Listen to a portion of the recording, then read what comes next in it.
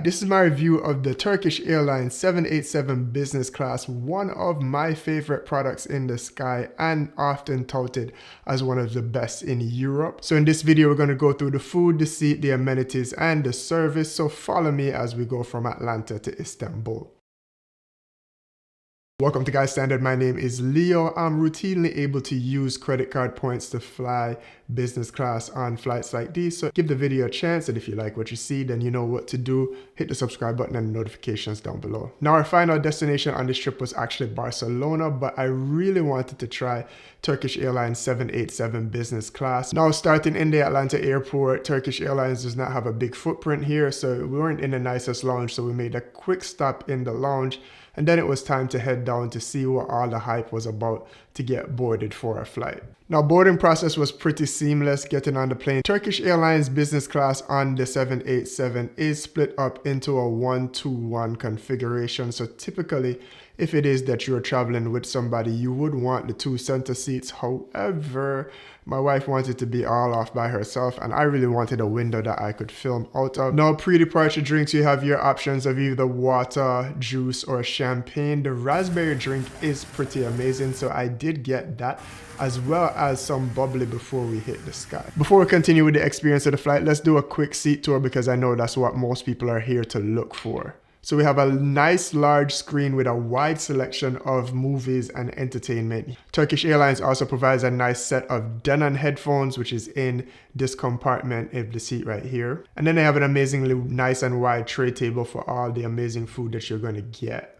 The amenity kit is provided by Hackett London. I like to collect these on my business class trips. You had body cream, washcloth, facial mist, lip balm, earplugs, an amazing eye mask actually, which is clutch when it is that you need to go to sleep on these flights. Moisturizer, toothbrush, all the stuff that you would need to be comfortable on a business class trip. And then one of the things that is most important to me, I am about 6'1" and I have a size 13 to 14 foot. So I'm always concerned about if my foot is going to be able to fit into the footwell. And this flight, I could say, was comfortable enough for me to go to sleep on, both if I was just had my feet up or if I was sleeping on my side because I am a side sleeper. Back to the flight experience. This was a night flight, so once we got into the air, it was time for dinner. One of the cool things about Turkish Airlines is that they really pride themselves on the food experience. So an actual chef is on board, and they're the one that comes by to take your order for what your meal is going to be for the flight.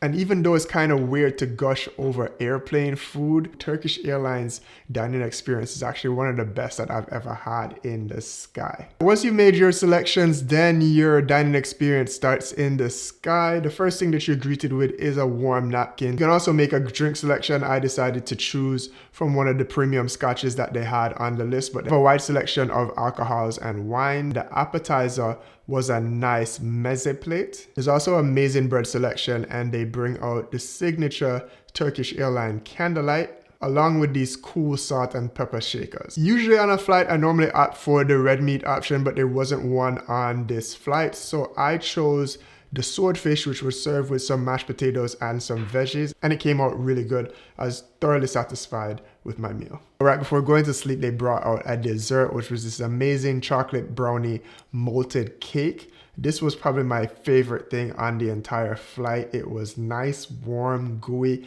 and it had a touch of raspberry syrup that just added the right amounts of tartness. Then the air hostess came by and helped me make the bed. There was a mattress pad and a comforter to make you comfortable. And then, of course, the seats lie all the way completely flat for you to go to sleep.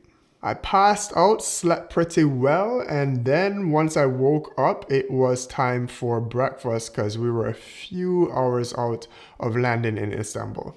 Breakfast was pretty standard. It was a assorted fruit plate, yogurt, and some chicken. There was also a croissant, and then I had to try the Turkish coffee, which was served also with the Turkish delight, and that was just mwah to wake me up from the few hours that I slept on the plane. Once I had that coffee, I changed back into my regular clothes, and then it was time to hit the ground, and we're about to land in Istanbul. overall, this was an amazing flight and I wouldn't hesitate to recommend it to anyone. If you're looking to travel to Europe, Istanbul is a pretty big hub for most people to get to other places.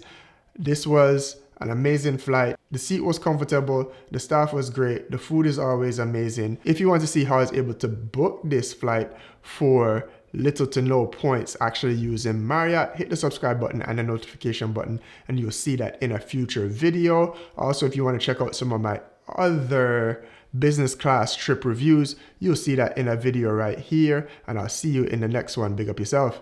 Peace.